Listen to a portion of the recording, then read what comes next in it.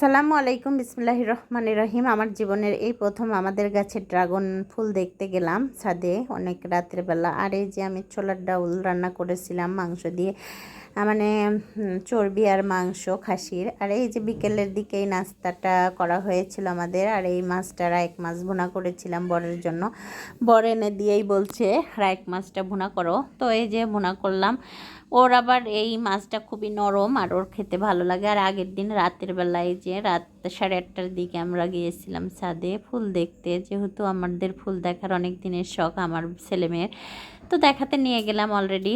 কারণ উপরে হালনে 3 মানিকে নিয়ে গিয়ে ছাদে এগুলো দেখলাম। আর ওরা এত খুশি আর এত এক্সাইটেড, মানে এই জিনিসটা সবার কপালে হয় না আর সবার কপালে হয়ও না। এই গাছ অনেক লাগিয়েছি বাড়িতে নিয়ে গিয়ে, কিন্তু হয় না, মুরগি খায় নেয়। গাছ অনেক নরম হয় সেজন্য খায় নেয়। আর এই যে মানে দেশি মুরগিগুলো এরকমই 9টা ফুলের গাছ খায় নেয়, ওগুলো হতে দেন না গ্রামের বাড়ি। তার কি সুন্দর যে বাতাস বচ্ছিল, মানে ছাদে যে একটু প্রশান্তির নিঃশ্বাস নিলাম, অনেক সুন্দর লাগলো দিনটা, মানে রাতটা অনেক ভালো কাটলো। তারপরে আপনাদের মাঝে শেয়ার করতে পেরে ও ভালো লাগছে, কারণ এই ফুলটা দেখার অনেক দিনের শখ ছিল আমার ছেলেমেয়ের। এবারে শখটা পূরণ হলো। এই অলরেডি 3টা আমরা ড্রাগন খেয়েছি এর আগে। আগের বছর একটা খাইছি, এর মধ্যে 2টা খাওয়া হয়েছে, আর একটা ধরছে, আরও ফুল এসেছে। ওগুলো ফুল বাঁচবে কিনা জানি না, হয়তো নাও বাঁচতে পারে, গ্যারান্টি নেই। কারণ এখন যেই বৃষ্টি হচ্ছে কখন কোনটা ঠিক থাকে তার ঠিক নেই।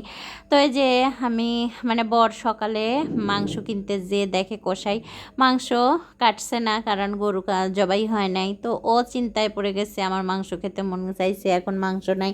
আমাদের আবার ফ্রিজে মাংস তেমন একটা রাখি না, মানে মাংস টাটকা মাংস এনে খাওয়ার মজা আলাদা, সেজন্য আমরা মাংস ফ্রিজে রাখি না।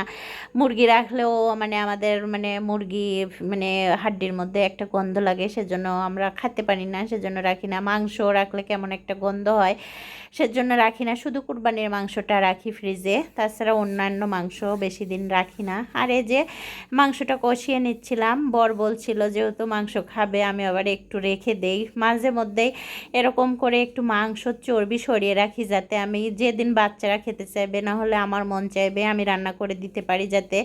সেজন্য সেদিনকে 1 কেজি খাসির মাংস ভিজিয়েছিলাম কুরবানি ঈদের। এটা খাওয়াই শেষ আমাদের খাসির মাংস, খালি মানে চর্বি আছে ফ্রিজে আর মাংসও নেই। তো এটা খাইয়ে বরের তৃপ্তি মেটালাম। আর ও বলছিল এত টেস্টি হয়েছে। আমি বললাম তোমার কি শান্তি হয়েছে খেয়ে?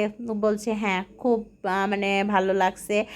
আর এইটা খেতে যে এত মজা, এটা পরোটা দিয়ে খাওয়া যায়, এটা রুটি দিয়েও খাইতে অনেক মজা লাগে। কিন্তু তো আমার কাছে খুব ভালো লাগে, আমাদের দেশের বাড়িতে এটা করে খায়, অনেক লোকই এটা করে খায় না, কিন্তু খেয়ে দেখবেন অনেক সুন্দর লাগে। গরুর মাংস রান্না করলে এটা মানে প্রথম পাতে যেরকম সবজি করে এটা রান্না করে আমাদের গ্রামের বাড়িতে, যখন বিয়ে লাগে কোনো অনুষ্ঠান লাগে, তো এটা প্রথম পাতায় দেয় প্লেটে, তখন ওইটা খাইতে খুব সুন্দর লাগে। সেই থেকে আমাদের এটা মাঝে মধ্যে রান্না করে খেতে হয়। তো ওই যে বিকেলে সন্ধ্যার দিকে মাগরিবের নামাজ পড়ে এগুলো খাওয়া হলো। আনারস এনেছিল, অনেক রস হলো, এখন বৃষ্টির মুহূর্তে আনারস তো। আর পেয়ারা কাটা হয়েছিল, অনেক টেস্টি পেয়ারা, রসালো। আর সবাই মিলে একসঙ্গে টি টেবিলে বসে খেলাম, অনেক সুন্দর লাগলো খেতে, মজা করে খেলাম সবাই মিলে। সবাইকে অনেক ধন্যবাদ আমার ভিডিওটা দেখার জন্য। আর আমার একটু ভিডিও দেখে লাইক কমেন্ট শেয়ার করতে কিন্তু ভুলবেন না সবাই, আমিও কিন্তু আপনাদের পাশে থাকবো ইনশাল্লাহ। আর এই যে আমার ছেলেটাও খাচ্ছিল সেমাই, ওকে লাচ্চা রান্না করে দিয়েছিলাম, গরম দুধের মধ্যে একটু চিনি ছেড়ে দিয়ে ওকে লাচ্চা বানিয়ে দেই মাঝে মধ্যে, ওইটাই তৃপ্তি সহকারে খায়। আর এই যে ওইটা ছিল কালকের, আর আজকের এই যে ভিডিওটা এইটুকু করেছি আমি। মাছ রান্না করেছিলাম আজকে, আর অন্যান্য রান্না করেছি আমি, মানে ওগুলো ভিডিও ক্লিপ নেই নাই, সেজন্য ভাবলাম এটা একটু দিয়ে দেই। রাইক মাছটা ভুনা করে দিচ্ছিলাম আমার বরের সাথে, মানে আদান প্রদান করছিলাম কথার, এটা হবে ওটা হবে রান্না। ধন্যবাদ সবাইকে, খোদা হাফেজ।